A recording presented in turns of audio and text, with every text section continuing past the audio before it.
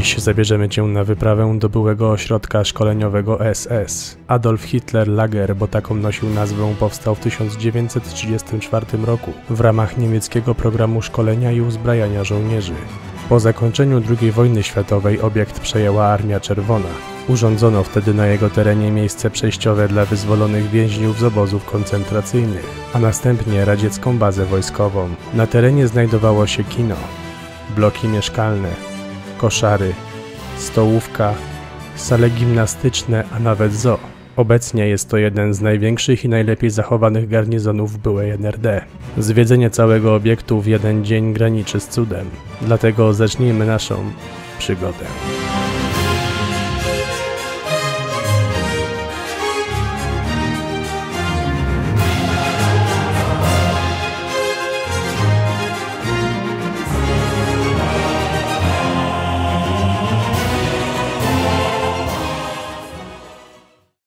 Słuchajcie, bo ten obiekt jest naprawdę ogromny, to jest ileś tam metrów kwadratowych, tysięcy metrów kwadratowych. Ja proponuję się podzielić. I tak będzie chyba najlepiej, pójść główną alejką i każdy będzie po prostu wchodził każdą poboczną. Tym bardziej, że tak jak na mapach patrzyliśmy. No. Szczególnie, że każdy z nas ma radio, jeżeli znajdziemy coś naprawdę wartego uwagi. Tak. No to możemy się odzywać na bieżąco. Ja bym zrobił tak, słuchajcie. Ponieważ są raz, dwa, trzy jakby takie odnogi tych ciągów budynków. To każdy swoją alejką bierze swoją i dochodzimy do końca i potem się spotkamy. Na końcu. Tak. Kanał 6, tak? Tak, standardowo. No to lecimy. Dzisiejszy film powstał przy współpracy z Light Mobile i tak jak ostatnio mamy dla Was konkurs, ale o tym powiemy więcej pod koniec filmu. Dobra, to ja biorę ten. No, Konrad następny, a ja ostatni. Dobra. Raz, dwa, trzy, raz, dwa, trzy. No dobra, to wszystko działa, to maszeruj. Uderzył się w łeb? Wchodzimy w drugą odnogę. Po lewo jest Łukasz, za mną jest Jakub, który będzie jeszcze szedł w prawą stronę i będziemy w ten sposób penetrować szybciej ten ogromny teren, jakim jest jednostka.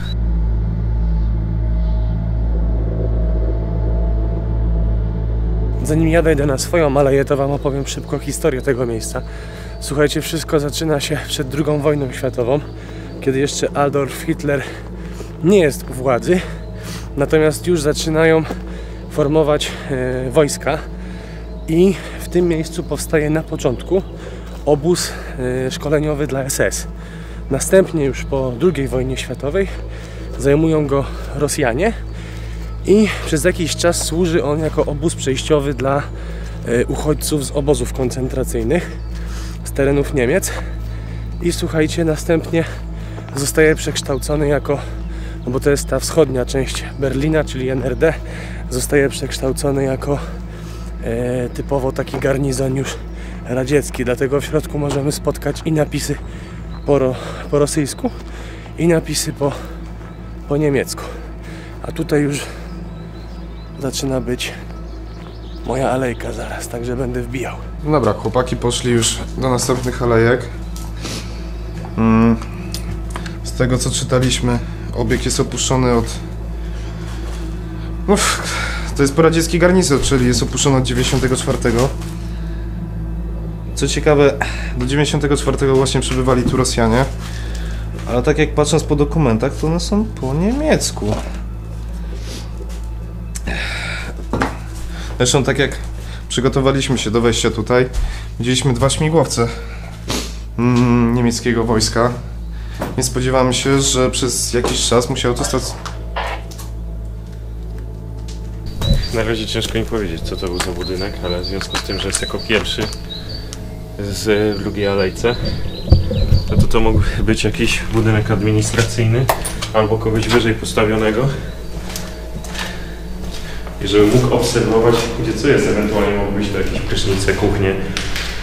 To mogło być takie pomieszczenie sanitarne, że chyba mi się skłaniał najbardziej ku temu, żeby mówić, że to jest pomieszczenie sanitarne z tego względu, że to wygląda mi właśnie jak na miejsce, gdzie żołnierze na przykład po ciężkim dniu przychodzili, myli ręce, pukali wszystko i później szli, albo pracownicy, którzy robili żarcie, później szli tutaj, a tutaj jak widać już takie wielkie okapy i właśnie tutaj było gotowanie.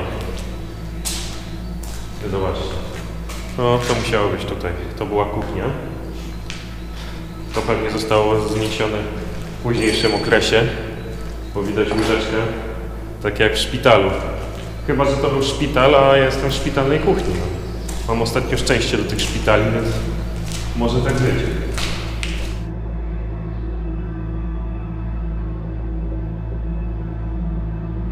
Łukasz, słuchaj, umawiamy się tak, że jest godzina 10, do 10:30 zwiedzamy te ciągi. Dobra, czyli 10:30 na tej głównej alei się widzimy. Tak, dokładnie. No, czas operacyjny ustawiony. O, i mamy pierwsze pamiątki po starych lokatorach. Prawda, jedna z takich bardziej znanych rosyjskich gazet. Ale no właśnie, znając techniki tapetowania w pokojach Rosjan, te gazety były na ścianach i na te gazety dopiero położono te tapety. Ciekawe, z którego roku jest ta gazeta. Zobaczcie, ostał się jeszcze napis po radziecku, po rosyjsku. Kino. Mimo tego, że plansza duża, ale napis kino został, więc może to było kino tutaj w środku. Ale byłem ja jakby pierwszym budynkiem, na jaki trafię było kino.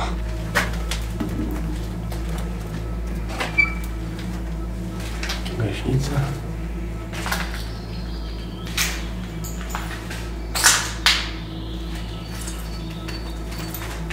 Bardziej jak blok mieszkalny, a nie jako kino. No i te standardowe tapety. A jakie łóżka, zobaczcie. To są od łóżek te plecy. Czyli wychodzi na to, że ten budynek nie był kinem, tylko ta tablica to był repertuar, może to co grają w kinie po prostu. Informacyjny, więc kino gdzieś może indziej będzie. Ale wiecie co? Jak tutaj wchodziłem, to po drugiej stronie zobaczyłem bloki. Ale takie bloki jak te, co widzieliśmy w Prypeci. Także teraz sobie pójdźmy do nich, bo mam pewien sentyment do takich bloków. Jak tam była kuchnia, to może tutaj będzie jakaś stołówka. No i chyba miałem rację. Jak zobaczycie, już nie ma echa, to musiała być stołówka. Tutaj były normalnie stałe stoły. To chyba nawet takie dłuższe, jak tutaj widać.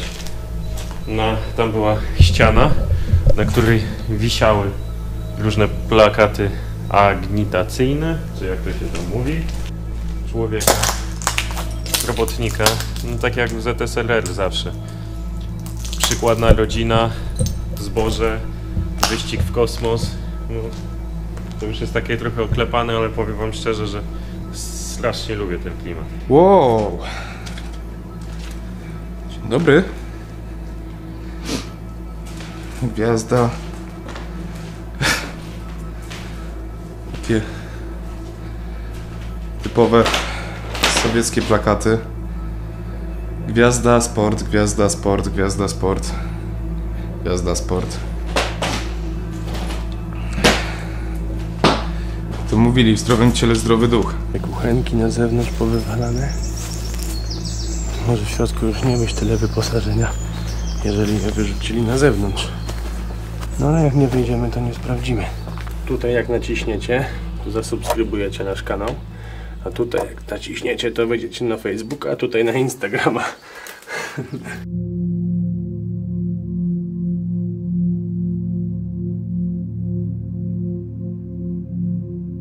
Obiekt nazywano również Forst Zina, czyli obóz leśny lub od numeru obóz trzeci. W 1935 roku Niemcy rozbudowali obszar o posterunki obserwacyjne. Dało im to możliwość stworzenia ogromnej strefy obserwacyjnej. Na terenie powstał pułk artylerii, a w 1937 roku umieszczono dział nauczania obserwacji oraz służbę pracy Rzeszy. A to wszystko na krótko przed wybuchem II wojny światowej. Czyli tak naprawdę to jest takie M1, bo jest tylko toaleta i duży pokój. Z czego tutaj była prawdopodobnie kuchnia, bo wystają rury. Zobaczcie, jeszcze takie tapety w kwiatki w lilie wodne. No jakieś tam pewnie meblościanki stały, teraz są tutaj porozwalane. Z tej strony je zobaczycie. Leżą sobie na ziemi. Ale coś, co jest zawsze w większości bloków radzieckich, budowlanych to jest właśnie taras. Znaczy taras, no. Na zewnątrz jest taki zakryty balkon, taka antresola. U mnie w bloku jest też coś takiego, mój blok jest z wielkiej płyty. Ale wyjdę na zewnątrz, bo chłopaki chcą się ze mną skontaktować, żeby mi coś na radiu czyszczało. A Kuba co tak zamilkł? Nie wiem, może nie ma zasięgu. Mam zasięg, po prostu byłem w środku i przerywało was bardzo. No dobra, no to zwiedzamy dalej do odbioru. Tutaj było kolejne pomieszczenie, w którym można było umyć ręce, jak widzicie, po ciężkiej pracy. Toalet jeszcze nie znalazłem, ale pewnie będą dalej. Tutaj wieszali sobie kurtki na ścianach, właśnie wisiało. To takie szafeczki, jak u mnie w przedszkolu kiedyś. Tylko, że ja miałem jeszcze trapeziki, trójkąciki i całą resztę. A tu raczej żołnierze już nie musieli takiej pomocy mieć. Drewniana podłoga. No i piec, zobaczcie, kaflowy. Jeszcze solidny stoi, jako jedna z niewielu rzeczy, które tutaj zostały. No ja znalazłem jakiś plac treningowy tutaj z rurek, czy czegoś takiego. Strasznie porośnięty, ale fajnie to wygląda. Dobra, tam znalazłeś małpi gaj, to jesteś w domu. Dobra, to idziemy do końca powoli. No ja się pokręcę po tym gaju chwilę i idę dalej. Patrząc na ten małpi gaj, przypominają mi się wszystkie filmiki treningowe Rosjan. Z Specnazu czy czegoś, gdzie ziomki muszą przechodzić na rękach po całej długości, czy tutaj właśnie wbiegać w górę, czy coś takiego. Ale wszystko już porosło. Tutaj ciekawa sprawa, zobaczcie. Jest płot, jest takie cudo, tu na tym chyba wisiały jakieś propagandy, ale jest płot, który oddziela nam tą strefę, w której chodziło wcześniej, czyli jakby mieszkalną, od tego budynku. Ja zastanawiam się, co jest w tym budynku, że on miał być oddzielony. Tutaj macie ławki na zewnątrz, więc może to jest to kino. Może to jest to kino. To jest klatka schodowa. Kino na piętrze by było. Mamy jakiś korytarz. Tu łazienki po bokach. O kurde. O cholera. Wow. Niestety nie pokażę wam, co jest tam dalej, bo jak stanąłem na tych płytkach, to poczułem, jak się cały strop zaczął bujać, zapadać i skrzypieć. Dlatego zejdę sobie na dół, zobaczę od drugiej strony tego budynku, co jest. Znalazłem pomieszczenie techniczne. Zobaczcie, jakaś dmuchawa. Tutaj miejsce na silnik. Jakaś trójfazówka czy coś podobnego.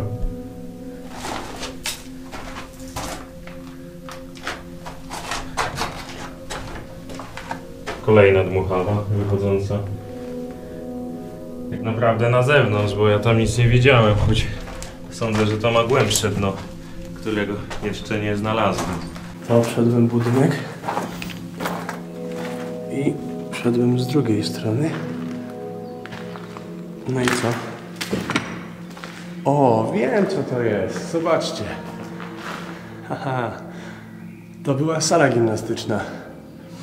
Nawet są kółka Audi olimpijskie. Liść laurowy wygranych. Czyli to był taki dom kultury jakby. Tutaj stacjonowało najwięcej Rosjan. I dlatego właśnie mieli stołówki, kino. Nawet znaleźliśmy gdzieś informację, że było tutaj zoo. Ale zoo już raczej nie znajdziemy. No i oczywiście sale gimnastyczne, czy jakieś inne domy kultury. Krasnaja Zwiezda.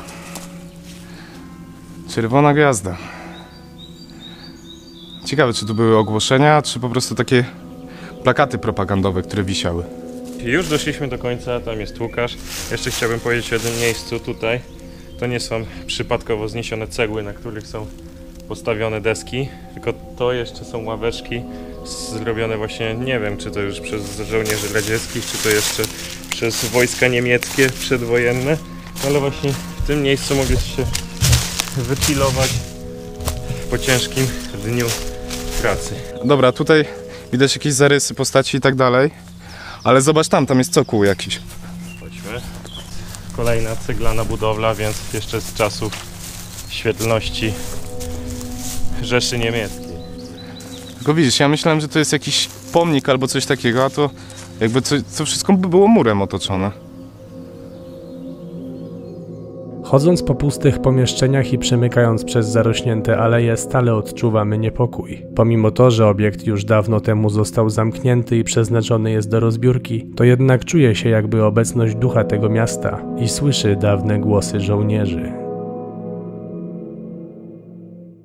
Każda ta alejka, którą wybraliśmy, była z czym innym. Ja szedłem głównie po budynkach administracyjnych. No tak, Ja po mieszkalnych. A ja miałem stołówki i koszary.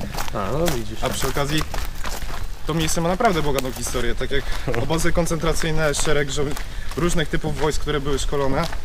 Od SS przez Armię Czerwoną. Znaczy, może nie tyle co koncentracyjne, co po prostu ludzie po wojnie, którzy byli, byli w obozach koncentracyjnych, przesiedleni, byli tutaj przesiedleni i następnie z tego miejsca byli już wysyłani do swoich, do swoich krajów. Tak. No i jesteśmy na Tylko placu do nauki jazdy. Tylko właśnie pytanie, czy to jest plac apelowy, czy plac, którego ewentualnie ruszali czołgami, czy coś takiego, bo tam wygląda, jakby tam dalej gdzieś poligon mogli jechać. Zazwyczaj jak jest plac apelowy, to jest jakieś miejsce, podwyższenie, gdzie ktoś mógł tam, wiesz, gadać, no nie zawsze. Ale nawet jeżeli to nie był plac apelowy, to w tamtą stronę jest poligon. Więc bardziej mi się wydaje, że to trzymać czołgi, sprzęt. ewentualnie tu się uczyli jakiś postaw uruszania czy czegoś. Elka, czołg z Elką. No słuchajcie, doszliśmy do końca tego całego obozu, jednostki, czy jakkolwiek to nie nazwać. Garnizonu, ale obiecaliśmy wam konkurs. Także teraz konkurs. Tak jak wam mówiliśmy na początku, razem z firmą Light Mobile przygotowaliśmy dla was konkurs. Do wygrania będzie taki tablet, ale co zrobić, aby wygrać? Wystarczy, że polubicie fanpage Light Mobile na Facebooku oraz napiszecie komentarz pod postem z naszym filmem na ich fanpage'u, gdzie wstawicie zdjęcie z waszej wyprawy bądź z wakacji oraz krótko napiszecie, gdzie byliście i co wam się najbardziej podobało. Jednak wszystkie niezbędne linki macie w opisie tego filmu. Tutaj kończy się nasza wyprawa po poradzieckim garnizonie. Czuć hybrydę pomiędzy Niemcami i Związkiem Radzieckim. Jeżeli podoba wam się nasza praca, to zasubskrybujcie nasz kanał, zobaczcie jeden z ostatnich odcinków, dajcie łapkę w górę, wbijcie na Instagrama, na Facebooka. No i co panowie? Do zobaczenia na następnej wyprawie. Cześć!